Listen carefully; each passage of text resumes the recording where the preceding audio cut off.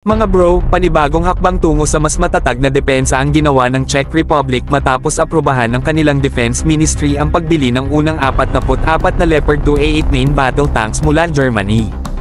Ayon sa opisyal na pahayag sa website ng Ministry, aabot sa $1.6 billion ang halaga ng kasunduan, isang malinaw na indikasyon na seryoso ang bansa sa pagpapalakas ng kanilang ground forces sa gitna ng lumalalang seguridad sa Europa.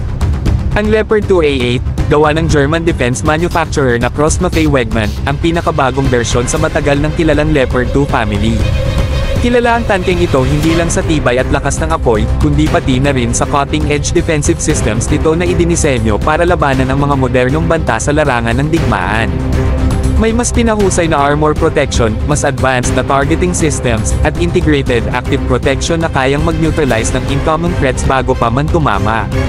Bukod sa matinding firepower at protection, may advanced situational awareness features din ang Leopard 2A8 na nagbibigay sa crew ng mas malinaw na impormasyon sa real time, isang malaking advantage sa complex at mabilis magbago na battlefield conditions. Sa pamamagitan ng deal na ito, malinaw na tina-target ng Czech Republic na mag-level up ang kanilang armored warfare capabilities para makipagsabayan sa mga pinakamodernong hukbo sa mundo. Mga bro, habang patuloy na tumitindi ang geopolitical tension sa Europe, malinaw na ang $1.6 billion investment na ito ay hindi lang simpleng acquisition.